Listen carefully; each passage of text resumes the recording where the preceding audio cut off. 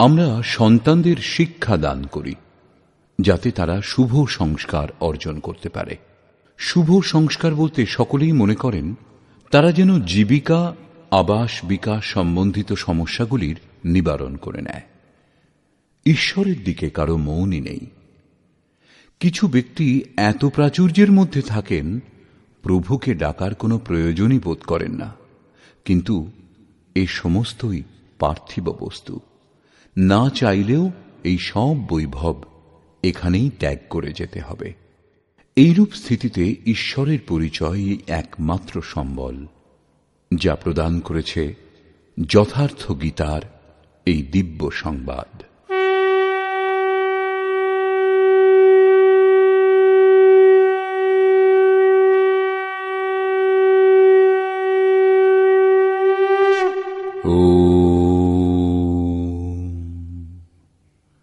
শ্রী পরমাত্মনে নমঃ। যথার্থ গীতা, শ্রীমদ্ ভগবদ গীতা, অথ নবম অধ্যায়। ষষ্ঠ অধ্যায় পর্যন্ত যোগেশ্বর শ্রীকৃষ্ণ যোগের ক্রমিক বিশ্লেষণ করেছেন, যা শুদ্ধ অর্থ ছিল যজ্ঞের প্রক্রিয়া। যজ্ঞে সেই আরাধনার বিধিবিশেষের বর্ণনা আছে যা সম্পাদনে শ্রেষ্ঠ অবস্থা লাভ হয়, যাতে চরাচর জগৎ আহুতি সামগ্রী রূপে বিদ্যমান। মনের নিরুদ্ধ অবস্থাতে এবং নিরুদ্ধ মনেরও বিলয়কালে সেই অমৃত তত্ত্বকে জানা যায়। সাধনের শেষে যজ্ঞের পরিণাম অমৃত পান করে জ্ঞানী সনাতন ব্রহ্মে স্থিত হয়ে যান। ব্রহ্মে স্থিত অর্থাৎ মিলনের নামই যোগ। সেই যজ্ঞকে কার্যরূপ দেওয়াকেই কর্ম বলে। সপ্তম অধ্যায়ে তিনি বলেছেন, যিনি এই কর্ম করেন তিনি ব্যাপ্ত ব্রহ্ম, সম্পূর্ণ কর্ম, অধ্যাত্ম, অধিদৈব, অধিভূত এবং অধিযজ্ঞ সহ আমাকে জানেন। অষ্টম অধ্যায়ে তিনি বলেছেন, পরম গতি একেই বলে, এই হল পরম ধাম। বর্তমান অধ্যায়ে যোগেশ্বর শ্রীকৃষ্ণ বলছেন, যোগযুক্ত পুরুষের ঐশ্বর্য কিরূপ, সকলের মধ্যে ব্যাপ্ত থেকেও তিনি কিভাবে নির্লিপ্ত, কর্ম করেও কি রূপে তিনি অকর্তা। সেই পুরুষের স্বভাব এবং প্রভাবের উপরে আলোকপাত করলেন। যোগকে আচরণে পরিণত করবার পথে দেবতাগণ সৃষ্ট বাধা বিঘ্নের প্রতি সতর্ক করলেন এবং সেই পুরুষের শরণে যাবার জন্য জোর দিলেন। শ্রী ভগবান উবাচ,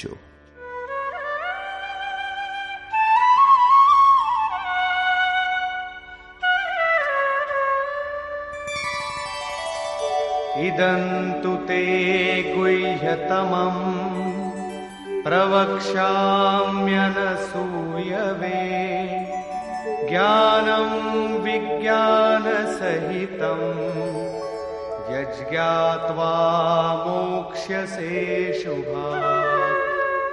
যোগেশ্বর শ্রীকৃষ্ণ বললেন, অর্জুন, অসূয়া অর্থাৎ ঈর্ষা দেশ মুক্ত তোমার জন্য আমি এই অতি গোপনীয় জ্ঞানকে বিজ্ঞান সহিত বলব, অর্থাৎ প্রাপ্তির পরে মহাপুরুষের অবস্থিতি সম্পর্কে বলব। কিরূপে সেই মহাপুরুষ সর্বত্র একসঙ্গে কর্ম করেন, কিরূপে জাগৃতি প্রদান করেন, কিরূপে রথী হয়ে সর্বদা আত্মার সঙ্গে থাকেন। ইয়ৎ জ্ঞাত্বা, যা সাক্ষাৎ জানার পর তুমি দুঃখরূপ সংসার থেকে মুক্ত হয়ে যাবে। সেই জ্ঞান কিরূপ, এই প্রসঙ্গে বলছেন,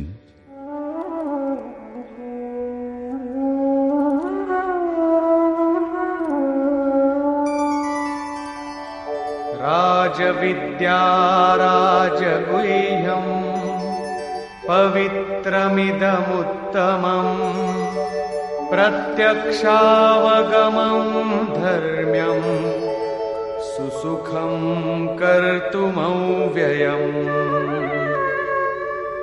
বিজ্ঞান সংযুক্ত এই জ্ঞান সর্ববিদ্যার রাজা। বিদ্যার অর্থ ভাষা জ্ঞান অথবা শিক্ষা নয়। বিদ্যা হি কা ব্রহ্ম গতি প্রদায়া সা বিদ্যায়া বিমুক্তয়ে। বিদ্যা তাকে বলে যা লাভ করে পুরুষ ব্রহ্মপথে চলে মোক্ষ লাভ করেন। যদি পথমধ্যে সিদ্ধাই অথবা প্রকৃতিতে কোথাও আবদ্ধ হন, তাহলে প্রমাণিত হয় যে অবিদ্যা সফল হয়ে গেছে, সেটা বিদ্যা নয়। এই রাজবিদ্যা নিশ্চিত কল্যাণ করে। এই রাজবিদ্যা সমস্ত গোপনীয়ের রাজা। অবিদ্যা এবং বিদ্যার অবগুণ্ঠন, অনাবরণ ও যোগযুক্ত হলেই এর সঙ্গে মিলন হয়।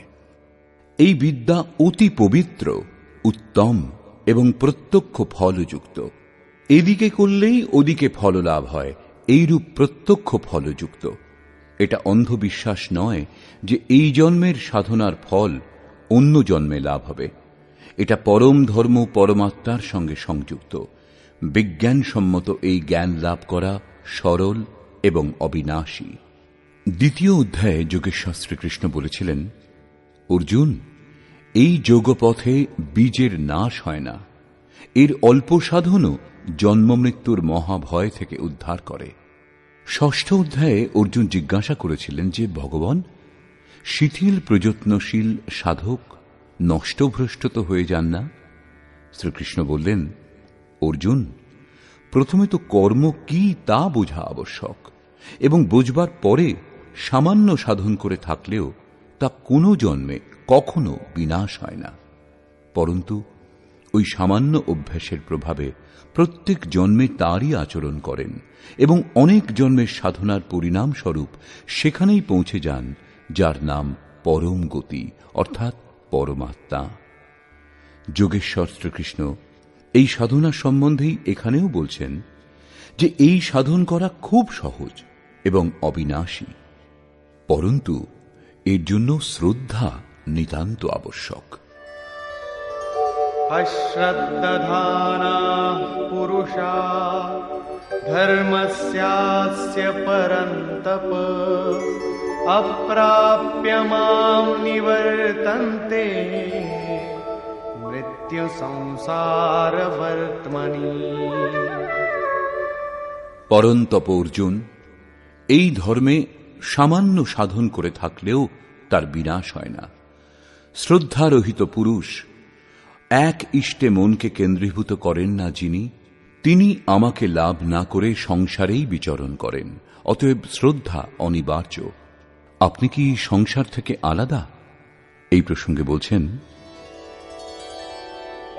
मया ततमिदं सर्वं जगदव्यक्तमूर्तिना मत्स्थानि सर्वभूतानि न चाहं तेष्वस्थितः। অব্যক্ত স্বরূপ আমার দ্বারা এই সমগ্র বিশ্ব পরিব্যাপ্ত, অর্থাৎ আমি যে স্বরূপে স্থিত তা সর্বত্র পরিব্যাপ্ত। সমস্ত প্রাণী আমাতে অবস্থিত, কিন্তু আমি তাদের মধ্যে স্থিত নই, কারণ আমি অব্যক্ত স্বরূপে স্থিত। মহাপুরুষ যে অব্যক্ত স্বরূপে স্থিত, সেই স্তর থেকেই, অর্থাৎ দেহ ত্যাগ করে সেই অব্যক্ত স্তর থেকেই বাণী প্রচার করেন। এই ক্রমেই আরো বলছেন, न च मत्स्थानि भूतानि पश्य मे योगमैश्वरम् भूतभृन्न च भूतस्थो ममात्मा भूतभावनः। বস্তুত সমস্ত ভূত আমাতে অবস্থিত নয়, কারণ তারা মরণ ধর্মা, প্রকৃতির আশ্রিত। কিন্তু আমার যোগমায়ার ঐশ্বর্য দর্শন করো। আমার আত্মা ভূতগণে অবস্থিত না হয়েও তাদের পোষক এবং উৎপাদক। আমি আত্মস্বরূপ, সেই জন্য আমি ওই ভূতগণে অবস্থিত নই। এই হল যোগের প্রভাব। এটা স্পষ্ট করবার জন্য যোগেশ্বর শ্রীকৃষ্ণ দৃষ্টান্ত দিলেন।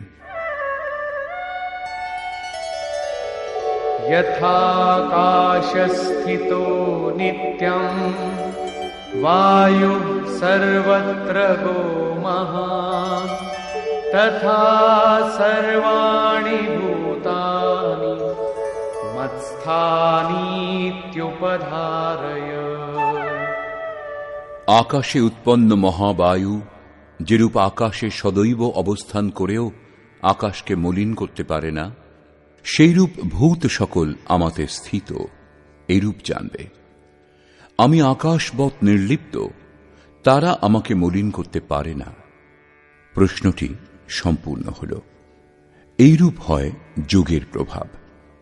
এখন প্রশ্ন, যোগী করেন কি? এই প্রসঙ্গে বলছেন,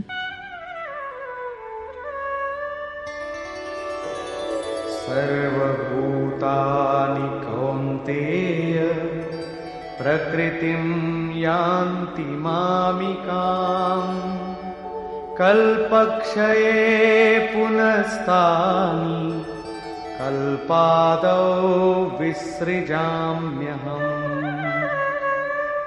অর্জুন, কল্পের বিলয়কালে সকল ভূত আমার প্রকৃতি অর্থাৎ আমার স্বভাব প্রাপ্ত হয় এবং কল্পাদিতে আমি তাদের পুনঃ পুনঃ বিসৃজামি বিশেষ রূপে সৃষ্টি করি। তারা আগে বিকৃত অবস্থাতে ছিল, তাদেরই রচনা করি, সুসজ্জিত করি। যারা অচেতন তাদের চেতনা প্রদান করি, কল্পের জন্য প্রেরিত করি। কল্পের তাৎপর্য উত্থানোন্মুখ পরিবর্তন। আসুরী সম্পদ ত্যাগ করে পুরুষ যেমন যেমন দৈবী সম্পদের অধিকারী হন, তেমন তেমন কল্পের আরম্ভ হয় এবং যখন ঈশ্বর ভাব প্রাপ্ত হন তখনই কল্পের শেষ হয়। নিজের কর্ম সম্পূর্ণ করে কল্প বিলীন হয়ে যায়। ভজনের আরম্ভ কল্পের আদি এবং যেখানে লক্ষ্য স্পষ্ট হয় সেটাই ভজনের পরাকাষ্ঠা। কল্পের শেষ সেখানেই। যখন প্রত্যেক আত্মা যোনির কারণভূত রাগ দেশাদি থেকে মুক্ত হয়ে নিজ শাশ্বত স্বরূপে স্থির হয়ে যায়, এই অবস্থা সম্বন্ধেই শ্রীকৃষ্ণ বলছেন যে আমার প্রকৃতি প্রাপ্ত হয়। যে মহাপুরুষ প্রকৃতিকে বিলীন করে স্বরূপে স্থিত হন, তাঁর আবার প্রকৃতি কি? তার মধ্যে কি প্রকৃতি এখনো বাকি? না। তৃতীয় অধ্যায়ের ৩৩ সংখ্যক শ্লোকে যোগেশ্বর শ্রীকৃষ্ণ বলেছেন, সমস্ত প্রাণী নিজ প্রকৃতিকে প্রাপ্ত হয়। তাদের ওপর প্রকৃতির গুণের যেরূপ প্রভাব থাকে সেই রূপ তাঁরা কার্য করেন এবং জ্ঞানবানপি, প্রত্যক্ষ দর্শনের পর জ্ঞানীও নিজ প্রকৃতির অনুরূপ চেষ্টা করেন। তিনি অনুগামীদের কল্যাণের জন্য করেন। পূর্ণ জ্ঞানী তত্ত্বস্থিত মহাপুরুষের অবস্থিতিই তাঁর প্রকৃতি। তিনি স্বস্বভাব মতোই প্রবৃত্ত থাকেন। কল্পের শেষে মানুষ মহাপুরুষের এই অবস্থিতি প্রাপ্ত হন। মহাপুরুষের এই কৃতিত্বের ওপর পুনরায় আলোকপাত করছেন।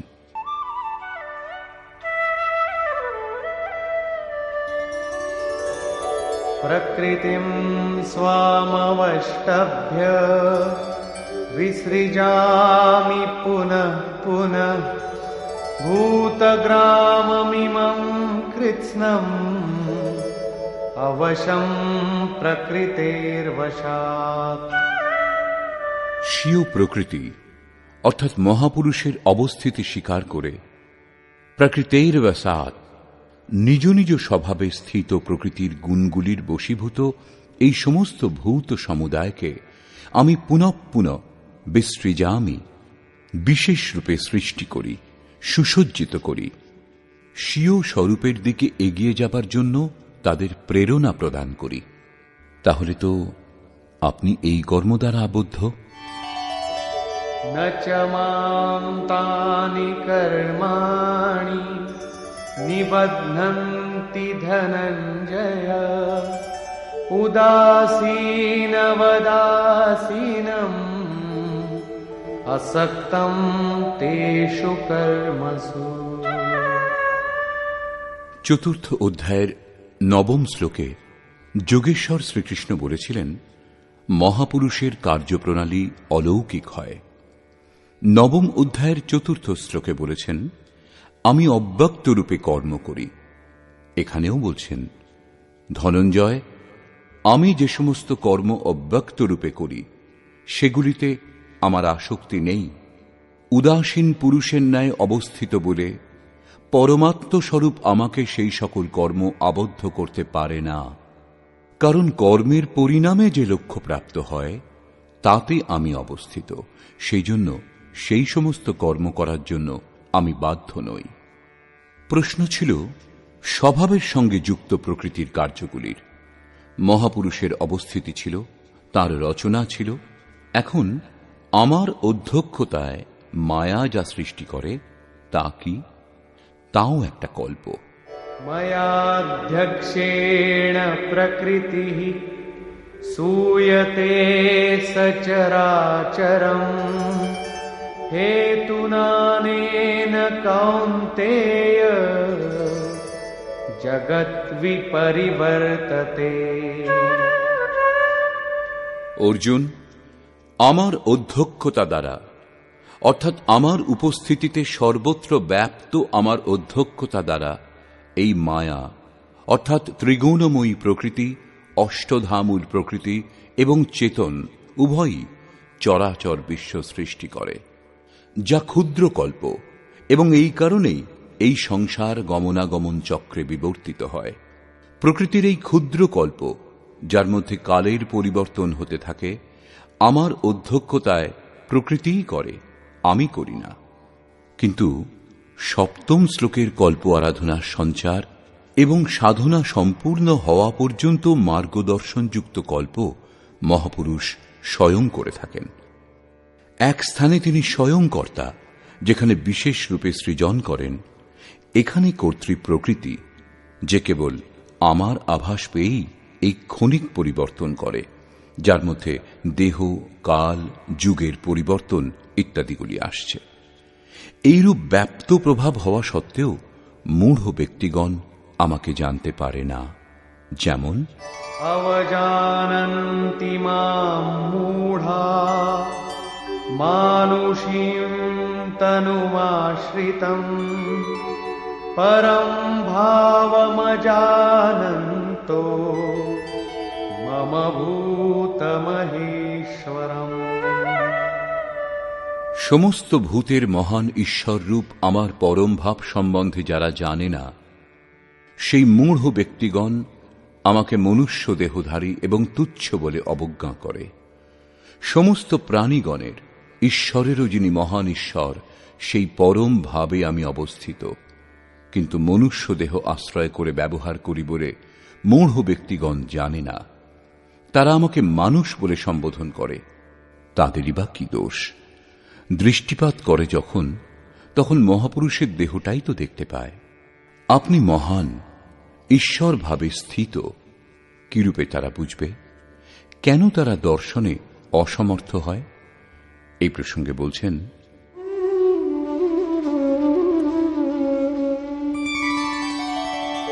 মোঘাশা মোঘ কর্মাণো মোঘ জ্ঞানাবিচেতসঃ রাক্ষসীমাসুরীম চৈব প্রকৃতিম মোহিনীম শ্রিতাঃ। তারা বৃথা আশা, অর্থাৎ যা কখনো পূর্ণ হবে না এইরূপ আশা, বৃথা কর্ম অর্থাৎ বন্ধনকারী কর্ম, এবং বৃথা জ্ঞান যা বস্তুত অজ্ঞান, বিচেতসঃ বিশেষ রূপে অচেতন, রাক্ষস এবং অসুরের ন্যায় মোহপ্রাপ্ত হয়, এইরূপ স্বভাব ধারণ করে থাকে, অর্থাৎ আসুরী স্বভাব যুক্ত হয়। সেই জন্য মানুষ বলে অবজ্ঞা করে।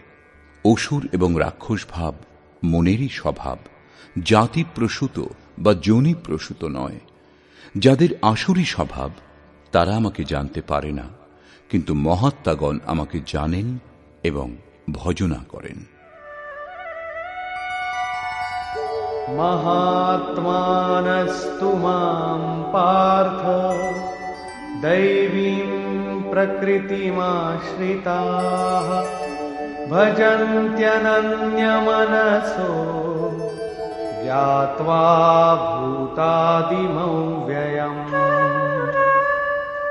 হে পার্থ, পরন্তু দৈবী প্রকৃতি অর্থাৎ দৈবী সম্পদ আশ্রয় করে মহাত্মাগণ আমাকে সর্বভূতের আদি কারণ, অব্যক্ত এবং অক্ষর জেনে অনন্য মনে, অর্থাৎ মনের অন্তরালে অন্য কাউকে স্থান না দিয়ে কেবল আমাতে শ্রদ্ধাযুক্ত হয়ে নিরন্তর আমাকে ভজনা করেন।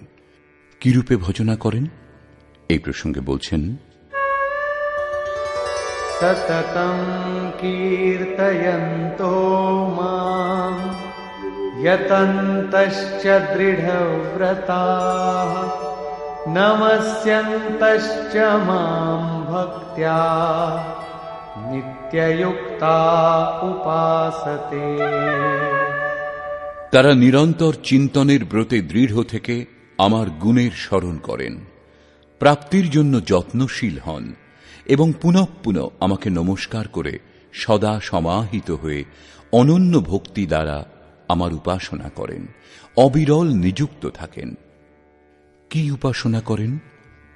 এই কীর্তিমান কিরূপ? অন্য কোনো উপাসনা নয়, পরন্তু সেই যজ্ঞ যা বিস্তারপূর্বক বলেছেন। সেই আরাধনা সম্বন্ধেই যোগেশ্বর শ্রীকৃষ্ণ এখানে সংক্ষেপে পুনরায় বলছেন। জ্ঞানযজ্ঞেন চাপ্যন্যে যজন্তো মামুপাসতে একত্বেন পৃথক্ত্বেন বহুধা বিশ্বতো মুখম। তাদের মধ্যে কেউ কেউ সর্বব্যাপ্ত বিরাট পরমাত্মারূপ আমাকে জ্ঞানযজ্ঞ দ্বারা যজন করেন, অর্থাৎ নিজের লাভ লোকসান এবং সামর্থ্য বুঝে এই নিয়ত কর্মযজ্ঞে প্রবৃত্ত হন। কেউ কেউ একত্বভাবে আমার উপাসনা করেন।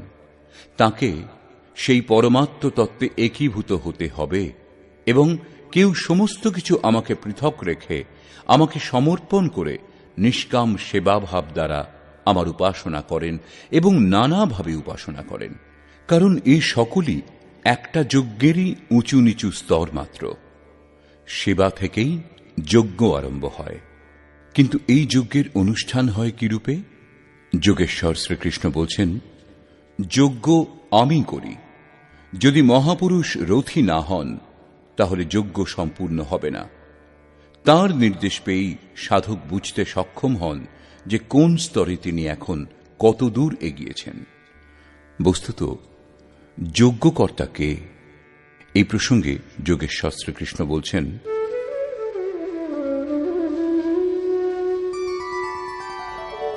অহং ক্রতুরহং যজ্ঞঃ স্বধাহমহমৌষধম মন্ত্রোহমহমেবাজ্যম অহমগ্নিরহং হুতম। আমি কর্তা। বস্তুত কর্তাকে প্রেরক রূপে সঞ্চালন করেন ইষ্ট।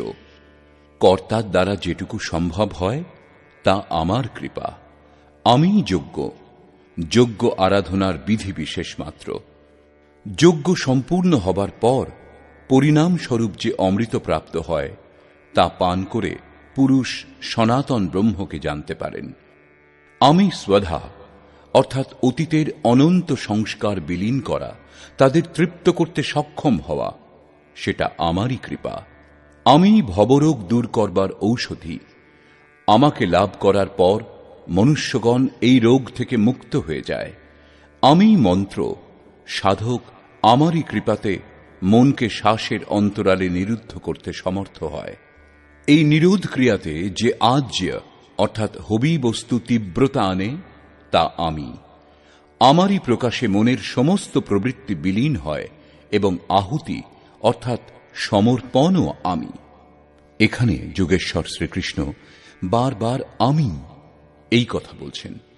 এর তাৎপর্য এই যে আমি প্রেরক রূপে আত্মা থেকে অভিন্ন হয়ে এবং নিরন্তর নির্ণয় করে যোগক্রিয়া সম্পূর্ণ করতে সাহায্য করি। একেই বিজ্ঞান বলে। পূজ্য মহারাজজি বলতেন যে যতক্ষণ পর্যন্ত ইষ্টদেব রথী হয়ে শ্বাস প্রশ্বাসের গতি নিয়ন্ত্রণ করতে শুরু করে না দেন ততক্ষণ পর্যন্ত ভজন আরম্ভই হয় না। কেউ হাজার চোখ বুজে ভজন করুক, দেহ কৃশ করুক, কিন্তু যতক্ষণ সেই পরমাত্মা যাকে লাভ করতে আমরা ইচ্ছুক, যে স্তরে আমরা দাঁড়িয়ে সেই স্তর থেকে আত্মা থেকে অভিন্ন হয়ে জাগ্রত না হন, ততক্ষণ ঠিকভাবে ভজনের স্বরূপ বোঝা যায় না। সেই জন্য মহারাজজি বলতেন, আমার স্বরূপ ধারণ করো, আমি সব দেব। শ্রীকৃষ্ণ বলছেন, সব কিছু আমি প্রদান করি।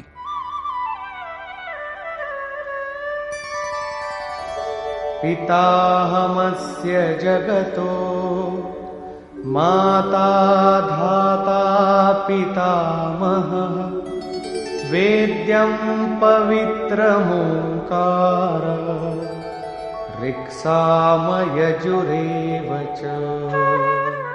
অর্জুন, আমি সম্পূর্ণ জগতের ধাতা অর্থাৎ ধারণকর্তা, পিতা অর্থাৎ পালনকর্তা, মাতা অর্থাৎ জন্মদাত্রী, পিতামহ অর্থাৎ মূল উদ্গম, যাতে সকলেই লীন হয়ে যায়, এবং জানবার যোগ্য পবিত্র ওঙ্কার অর্থাৎ অহম আকার ইতি ওঙ্কার, সেই পরমাত্মা আমার স্বরূপে স্থিত, সোহং তত্ত্বমসি ইত্যাদি একে অন্যের পর্যায়ভুক্ত।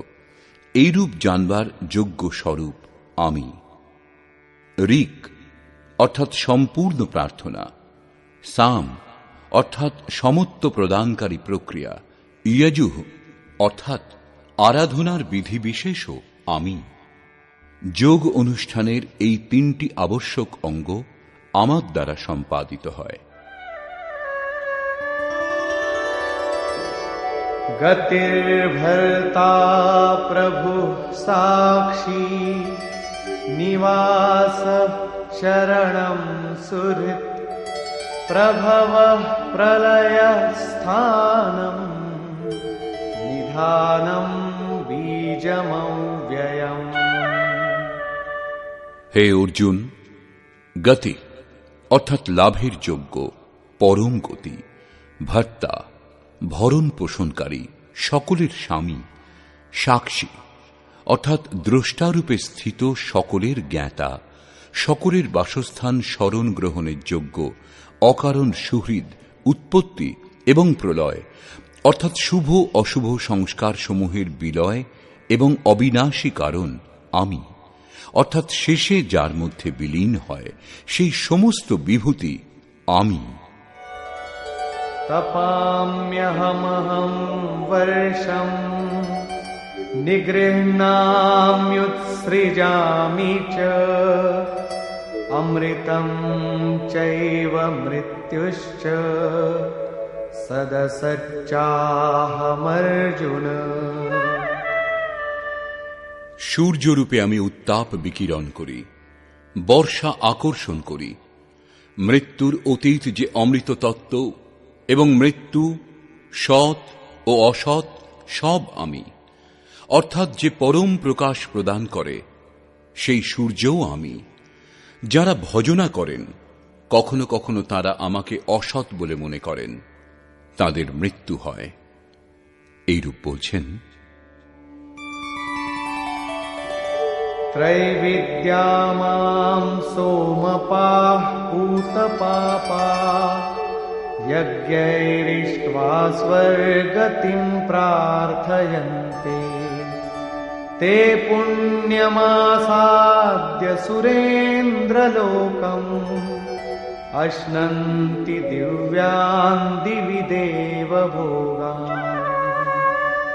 আরাধনা বিদ্যার অঙ্গ তিনটি, ঋক, সাম এবং যজু, অর্থাৎ প্রার্থনা, সমত্বের প্রক্রিয়া এবং ভজনার আচরণ করেন যারা, সোম অর্থাৎ চন্দ্রমার ক্ষীণ প্রকাশ যারা পেয়ে থাকেন, পাপ থেকে মুক্ত হয়ে পবিত্র পুরুষ সেই যজ্ঞের নির্ধারিত প্রক্রিয়ার আচরণ করেন, আমাকে ইষ্টরূপে পূজা করেন, স্বর্গপ্রাপ্তির জন্য প্রার্থনা করেন। একেই অসৎ কামনা বলে। এতে তাদের মৃত্যু ঘটে, তাদের পুনর্জন্ম হয়, যেরূপ এর আগের শ্লোকটিতে যোগেশ্বর বলেছেন।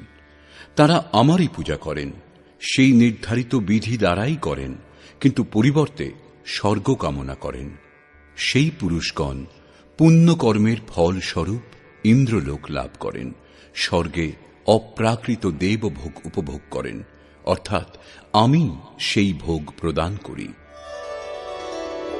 ते तं भुक्त्वा स्वर्गलोकं विशालम् क्षीणे पुण्ये मर्त्यलोकं विशन्ति एवं त्रयी धर्ममनुप्रपन्ना गतागतं कामकामा लभन्ते।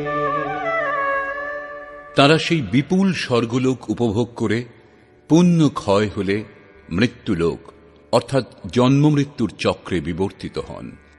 এইরূপ ত্রয়ী ধর্মম, প্রার্থনা, সমত্ব এবং ভজনার তিনটি বিধি দ্বারা একটা যজ্ঞেরই অনুষ্ঠান করেন যারা, তারা আমার শরণাগত হলেও সকাম হওয়ার জন্য পুনঃ পুনঃ যাতায়াত অর্থাৎ পুনর্জন্ম লাভ করেন। কিন্তু তাদের মূল কখনো নাশ হয় না, কারণ এই পথে বীজের নাশ হয় না। কিন্তু যারা কোনরূপ কামনা করেন না, তারা কি লাভ করেন? অনন্যাশ্চিন্তয়ন্তো মাম ये जनाः पर्युपासते तेषां नित्याभियुक्तानां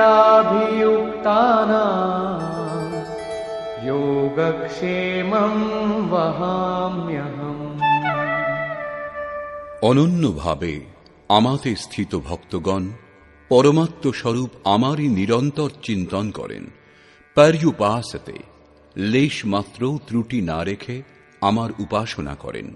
সেই নিত্য একইভাবে সংযুক্ত পুরুষগণের যোগক্ষেম স্বয়ং আমি বহন করি, অর্থাৎ তাদের যোগের সুরক্ষার সমস্ত দায়িত্ব নিজের হাতে তুলে নিই। এরপরেও লোকে অন্যান্য দেবতাগণের ভজনা করে।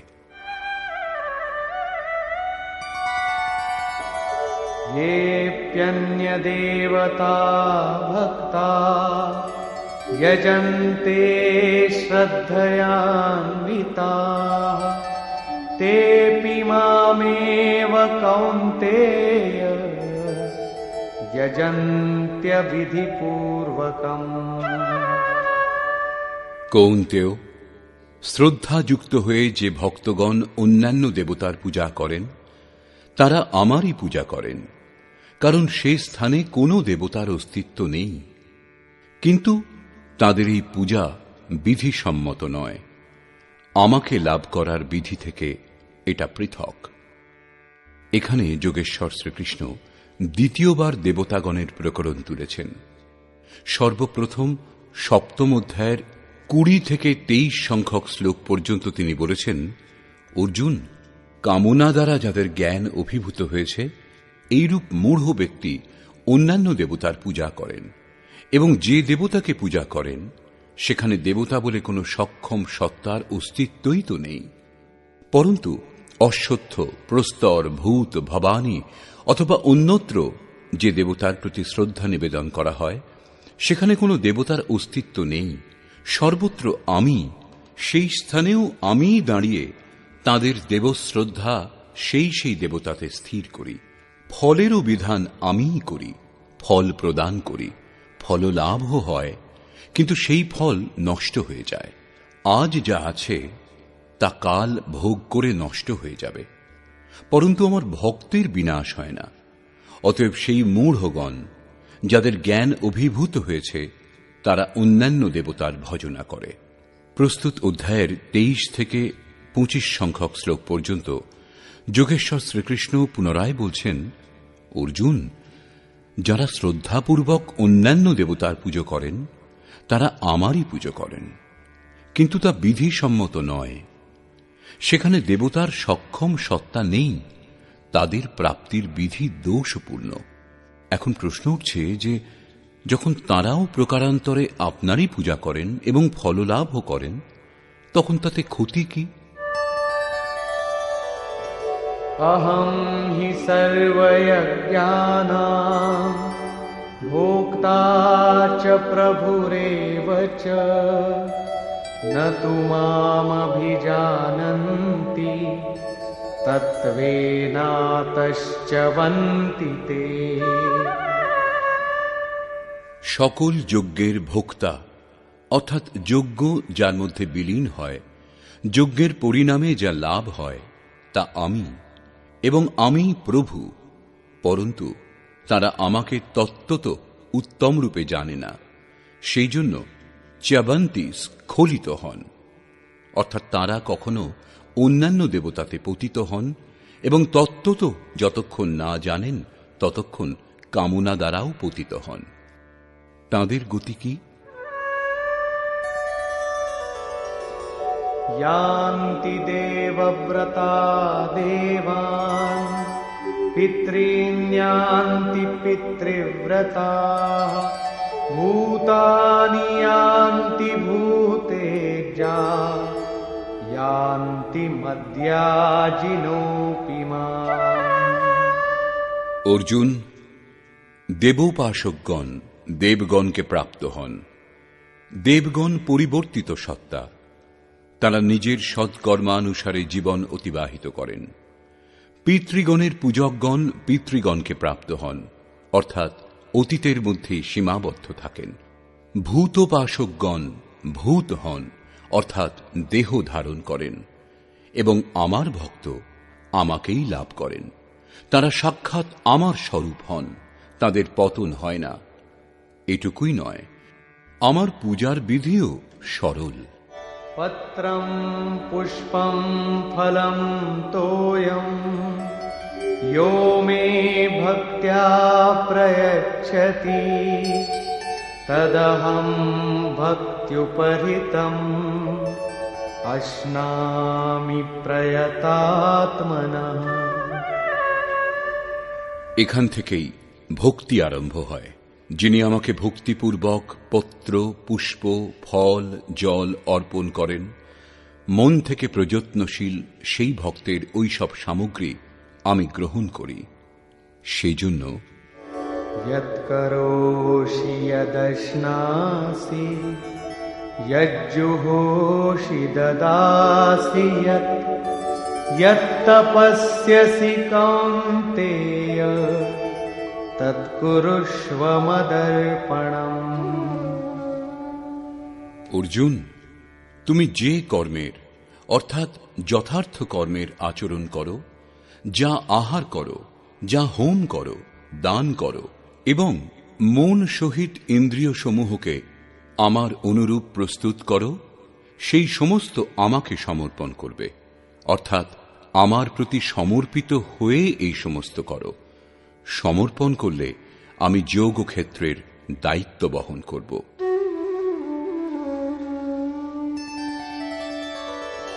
शुभाशुभफलैरेवं मोक्ष्यसे कर्मबन्धनैः सन्न्यासयोगयुक्तात्मा विमुक्तो मामुपैष्यसि। এই রূপে সর্বস্বের ন্যাস সন্ন্যাস যোগে যুক্ত হয়ে তুমি শুভাশুভ ফল বিশিষ্ট কর্মের বন্ধন থেকে মুক্ত হয়ে আমাকে লাভ করবে। এই তিনটি শ্লোকেই যোগেশ্বর শ্রীকৃষ্ণ ক্রমবদ্ধভাবে সাধন এবং তার পরিণামের বর্ণনা করেছেন। প্রথমে পত্র, পুষ্প, ফল ও জল পূর্ণ শ্রদ্ধার সঙ্গে অর্পণ, দ্বিতীয় সমর্পিত হয়ে কর্মের আচরণ, এবং তৃতীয় পূর্ণ সমর্পণের সঙ্গে সর্বস্বের ত্যাগ। এই সকল দ্বারা কর্মবন্ধন থেকে বিমুক্ত অর্থাৎ বিশেষ রূপে মুক্ত হয়ে যাবে। মুক্ত হলে লাভ কি? বলছেন আমাকে লাভ করবে। এখানে মুক্তি এবং প্রাপ্তি একে অন্যের পূরক। আপনার প্রাপ্তিই হল মুক্তি। তাহলে তাতে লাভ? এই প্রসঙ্গে বলছেন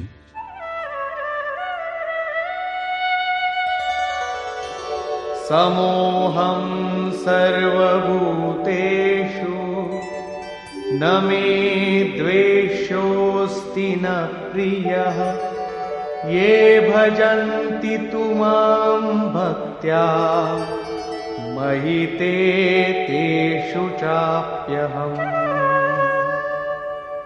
সৃষ্টিতে আমার প্রিয় বা অপ্রিয় বলে কেউ নেই, কিন্তু যিনি অনন্য ভক্ত তিনি আমাতে অবস্থান করেন এবং আমিও তাঁর হৃদয়ে বাস করি। এই আমার একমাত্র আত্মীয়তার সম্পর্ক, তাতে পরিপূর্ণ হয়ে যাই। আমাতে ও তাতে কোনো পার্থক্য থাকে না। তাহলে তো বহু ভাগ্যবান ব্যক্তি ভজন করেন। ভজনের অধিকার কাদের? এই প্রসঙ্গে যোগেশ্বর শ্রীকৃষ্ণ বলছেন,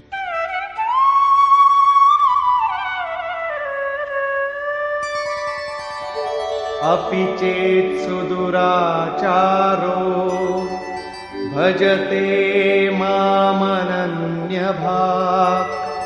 साधुरेव समन्तव्यः सम्यग् व्यवसितो हि सः।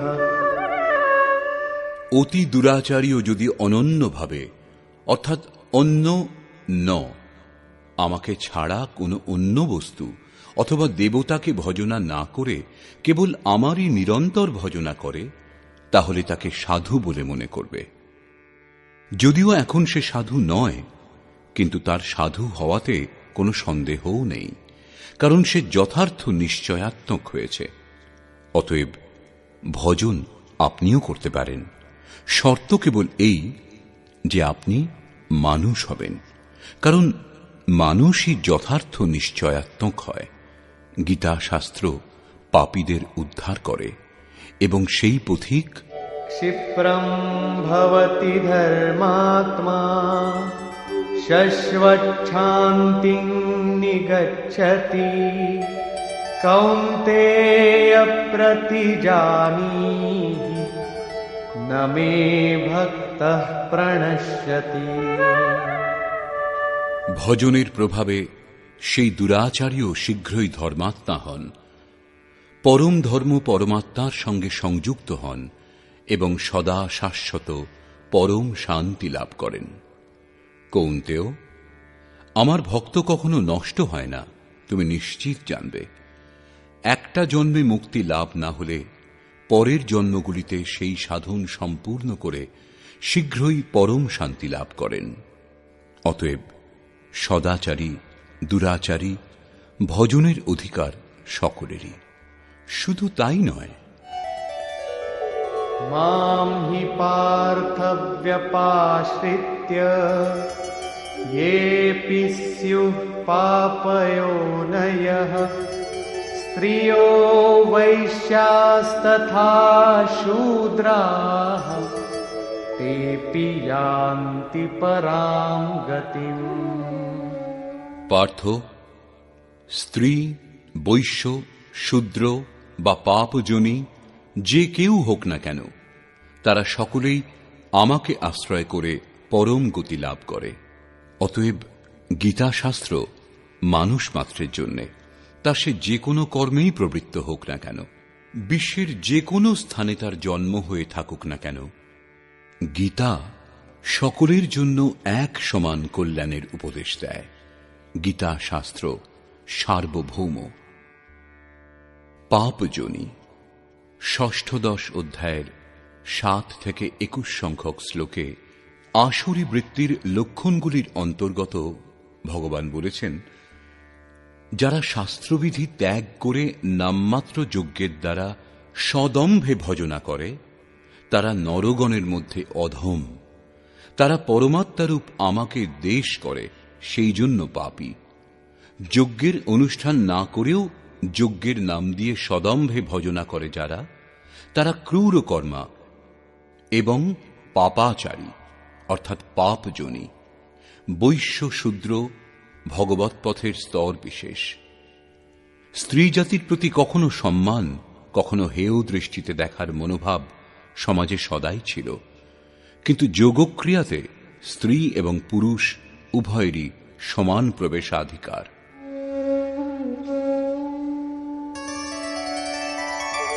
किं पुनर्ब्राह्मणाः पुण्या भक्ता राजर्षयस्तथा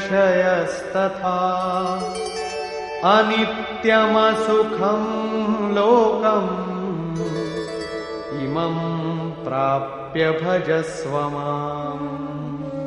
তাহলে ব্রাহ্মণ এবং রাজর্ষি ক্ষত্রিয় শ্রেণীর ভক্তগণের জন্য কি বলার থাকতে পারে? ব্রাহ্মণ হল এক অবস্থা বিশেষ। এই অবস্থাপ্রাপ্ত সাধকের মধ্যে ব্রহ্মে স্থিত হওয়ার সমস্ত যোগ্যতা পাওয়া যায়। শান্তি, আর্জব, অনুভবে উপলব্ধি, ধ্যান এবং ইষ্টের নির্দেশ অনুসারে চলবার ক্ষমতা যার মধ্যে আছে তিনিই ব্রাহ্মণ। রাজর্ষি ক্ষত্রিয়ের মধ্যে ঋদ্ধি সিদ্ধির সঞ্চার, শৌর্য, প্রভুভাব, পশ্চাৎপদ না হওয়ার মনোভাব থাকে। এই স্তরের যোগী মুক্ত হয়ে যান, তাদের জন্য কিছু বলবার থাকে না। অতএব অর্জুন, তুমি সুখবিহীন ক্ষণভঙ্গুর এই মনুষ্য দেহ ধারণ করেছ যখন, তখন আমারই ভজনা করো। এই নশ্বর দেহের প্রতি আসক্ত হয়ে সময় নষ্ট করো না। যোগেশ্বর শ্রীকৃষ্ণ এখানে চতুর্থবার ব্রাহ্মণ, ক্ষত্রিয়, বৈশ্য এবং শূদ্রের চর্চা করলেন।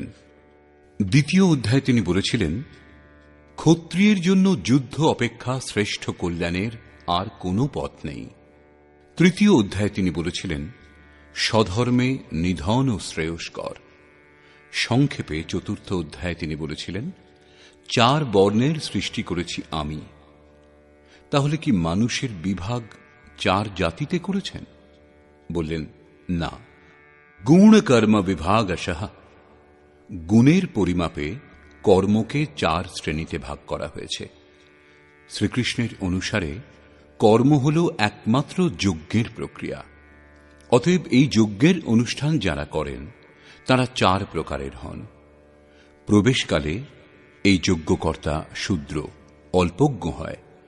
এই পথে এগিয়ে কিছু ক্ষমতা লাভ হলে আত্মিক সম্পত্তি কিছু কিছু সংগ্রহ হয় যখন, তখন এই যজ্ঞকর্তাই বৈশ্য শ্রেণীতে প্রবেশ করে।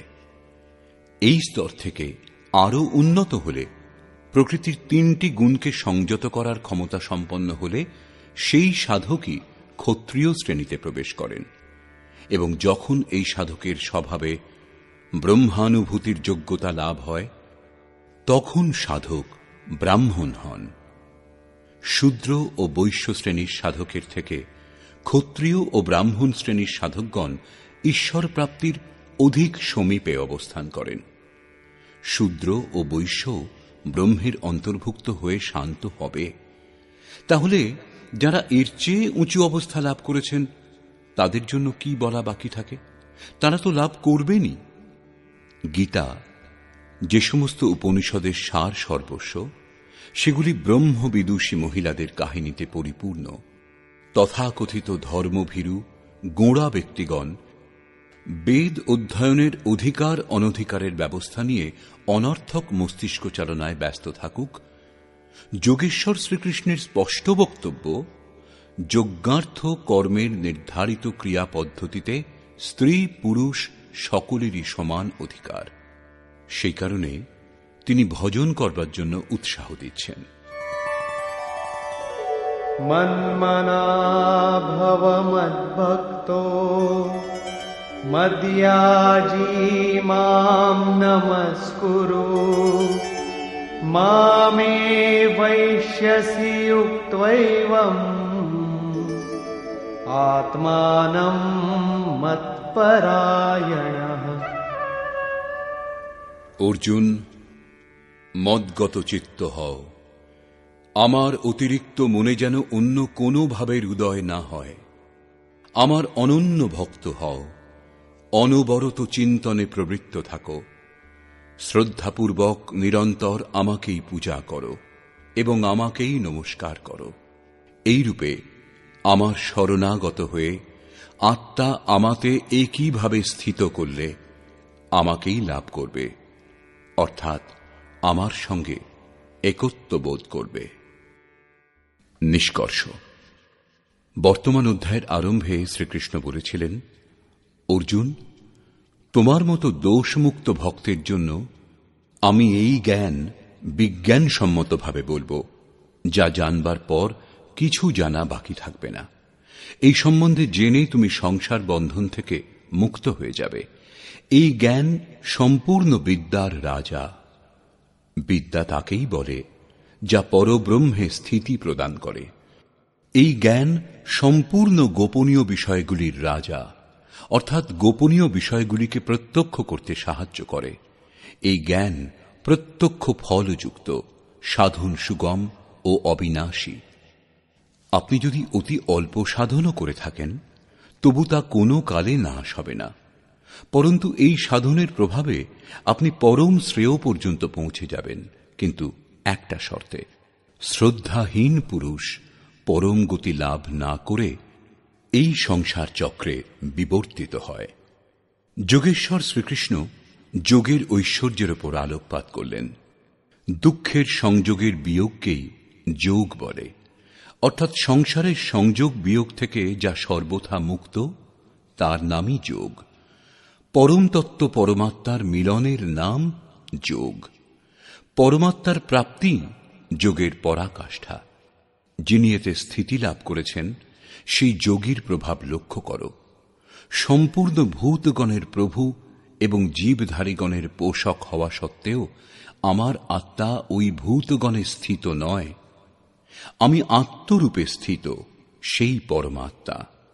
আকাশে উৎপন্ন সর্বত্র বিচরণশীল বায়ু যেরূপ আকাশে স্থিত হয়েও তাকে মলিন করতে পারে না, সেইরূপ সমস্ত ভূত আমাতে স্থিত, কিন্তু আমি তাদের মধ্যে লিপ্ত নই। অর্জুন, কল্পের আদিতে ভূতগণকে বিশেষ রূপে সৃষ্টি করি, সুসজ্জিত করি, এবং কল্পের শেষে সমস্ত ভূত আমার প্রকৃতি, অর্থাৎ যোগে আরূঢ় যে মহাপুরুষ, তাঁর অবস্থিতি, তাঁর অব্যক্ত ভাব লাভ করে। যদ্যপি মহাপুরুষ প্রকৃতির অতীত হন, কিন্তু প্রাপ্তির পরে স্বভাব অর্থাৎ স্বয়ংয়ে স্থিত থেকে লোক সংগ্রহের জন্য যে কাজ করেন, তাই হয় তাঁর স্থিতি। এই স্থিতির কার্যকলাপকে সেই মহাপুরুষের প্রকৃতি বলে সম্বোধন করা হয়েছে। এক রচয়িতা আমি সমস্ত ভূতকে কল্পের জন্য প্রেরণা প্রদান করি, এবং আর এক রচয়িতা ত্রিগুণময়ী প্রকৃতি, যে আমার ইঙ্গিত পেয়ে চরাচর সহিত ভূতগণকে সৃষ্টি করে। এও এক কল্প, যার মধ্যে দেহ পরিবর্তন, স্বভাব পরিবর্তন এবং কাল পরিবর্তন নিহিত। গোস্বামী তুলসীদাসও তাই বলছেন, এক দুষ্ট অতিশয় দুঃখ রূপা, যা বস জীব পরাভব কূপা। এই প্রকৃতির রহস্য দুটি, বিদ্যা ও অবিদ্যা। এর মধ্যে অবিদ্যা অতিশয় দুষ্ট, দুঃখরূপ, যার দ্বারা বাধ্য হয়ে জীব ভবকূপে পড়ে আছে, যার প্রেরণাতে জীব কাল, কর্ম, স্বভাব এবং গুণের চক্রে জড়িয়ে যায়। অন্যটি বিদ্যা মায়া, যার সম্বন্ধে শ্রীকৃষ্ণ বলছেন, আমি সৃষ্টি করি। গোস্বামীজির অনুসারে প্রভু সৃষ্টি করেন। এক রচৈ জগ গুণ বস যাকে, প্রভু প্রেরিত নহি নিজ বলতাকে। এটি জগতের রচনা করে, গুণ যার আশ্রিত। কল্যাণকর গুণ একমাত্র ঈশ্বরে বিদ্যমান। প্রকৃতির কোনো গুণই নেই, তা নশ্বর, কিন্তু বিদ্যাতে প্রভুই প্রেরক রূপে কর্ম করেন। এইরূপ কল্প দুই প্রকার, বস্তু, দেহ এবং কালের পরিবর্তন এক প্রকারের কল্প। কিন্তু এই যে পরিবর্তন, তা প্রকৃতি আমার ইঙ্গিত পেয়ে করে, কিন্তু এর থেকে শ্রেষ্ঠ কল্প, যা আত্মাকে নির্মল রূপ প্রদান করে, তার বিন্যাস মহাপুরুষ করেন।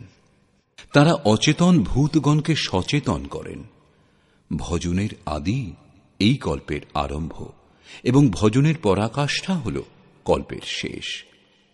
যখন এই কল্প ভবরোগ থেকে সম্পূর্ণরূপে নিরোগ করে শাশ্বত ব্রহ্মে স্থিতি প্রদান করে, সেই স্থিতি অবস্থা লাভের সময় যোগী আমার অবস্থিতি এবং আমার স্বরূপ লাভ করেন। প্রাপ্তির পরে মহাপুরুষের অবস্থিতিকেই তাঁর প্রকৃতি বলে। ধর্মগ্রন্থগুলিতে গল্পের মাধ্যমে উল্লেখ করা হয়েছে যে 4টি যুগ সম্পূর্ণ হওয়ার পরেই কল্প সম্পূর্ণ হয়, মহাপ্রলয় হয়। প্রায়ই লোকে এর যথার্থ সম্বন্ধে বুঝতে পারে না। যুগের তাৎপর্য হল দুই। যতক্ষণ আপনি পৃথক, আরাধ্য পৃথক, ততক্ষণ যুগধর্ম থাকবে। গোস্বামীজি রামচরিতমানসের উত্তরকাণ্ডে এই বিষয়ে চর্চা করেছেন। যখন তামসিক গুণ কাজ করে, রাজসিক গুণ অল্প মাত্রাতে থাকে, তখন চারিদিকে শত্রুতা এবং বিরোধ ভাব দেখা দেয়। এইরূপ ব্যক্তি কলিযুগীয় হয়, সে ভজনে অক্ষম হয়। কিন্তু সাধনা আরম্ভ হলে যুগের পরিবর্তন হয়, রাজসিক গুণের বৃদ্ধি হয়, তামসিক গুণ ক্ষীণ হয়ে আসে, স্বভাবে সামান্য সাত্ত্বিক গুণও চলে আসে।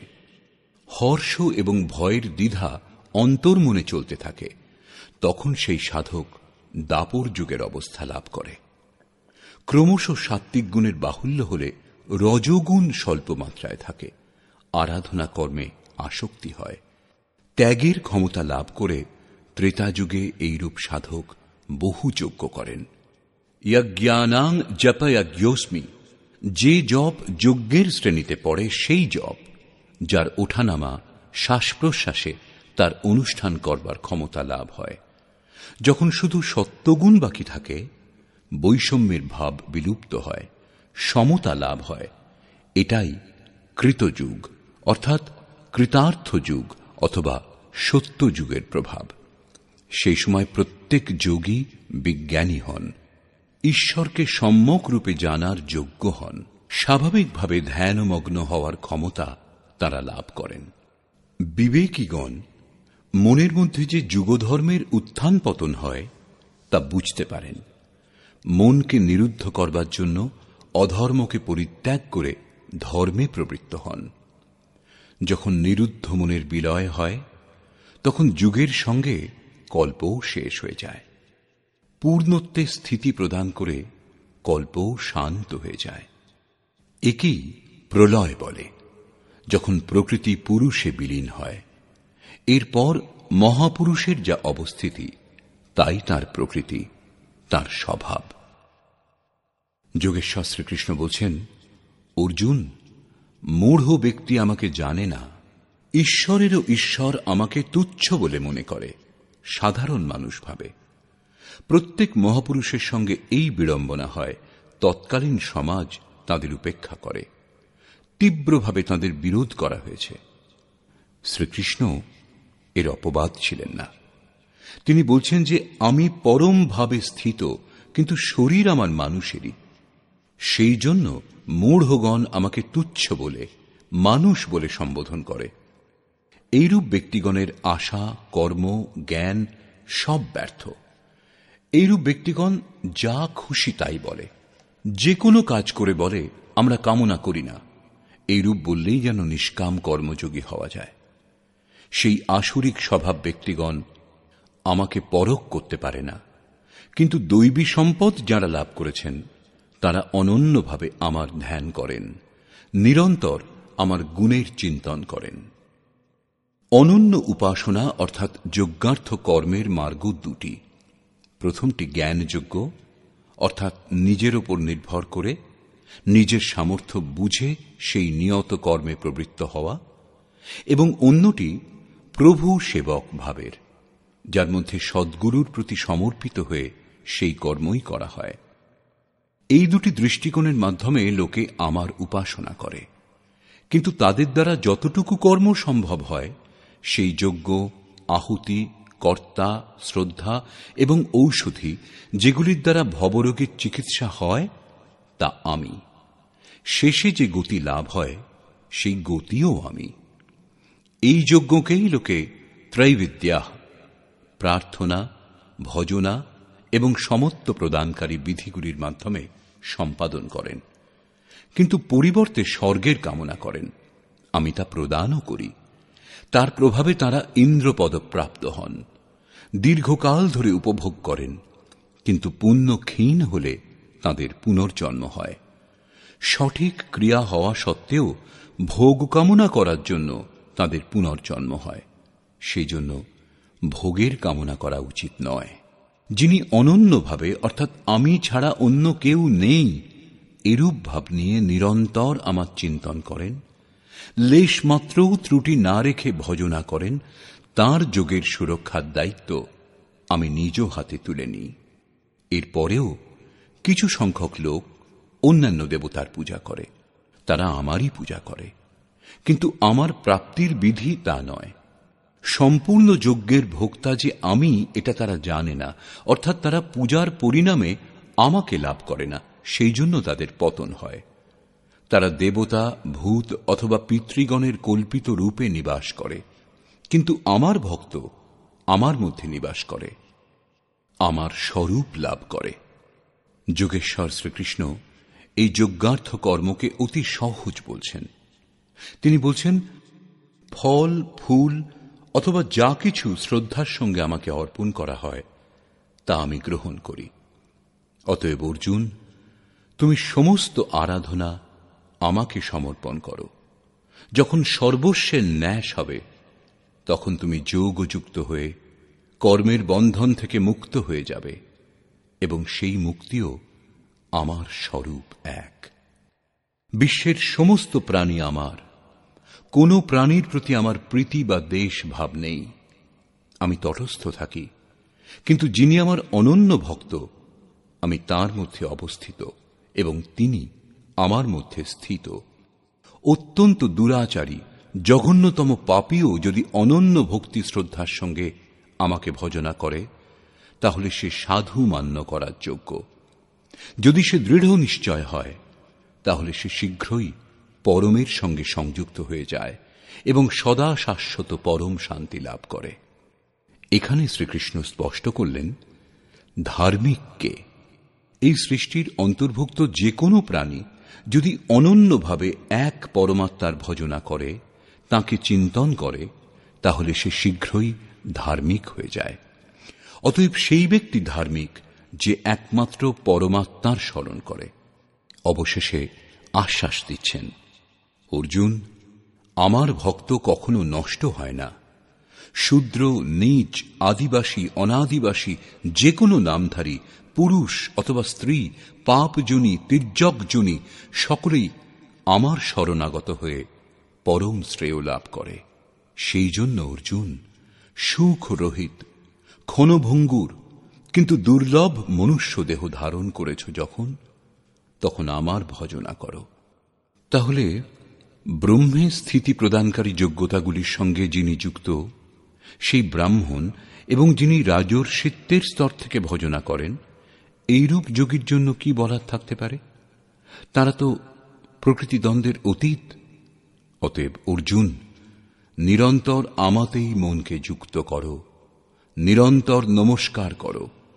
এই রূপে আমার শরণাগত হয়ে তুমি আমাকেই লাভ করবে, যেখান থেকে ফিরে আসতে হয় না। প্রস্তুত অধ্যায়ে সেই বিদ্যার ওপর আলোকপাত করেছেন যা শ্রীকৃষ্ণ স্বয়ং জাগ্রত করেন। এটি রাজবিদ্যা, একবার জাগ্রত হলে নিশ্চিত রূপে কল্যাণ করে। অতএব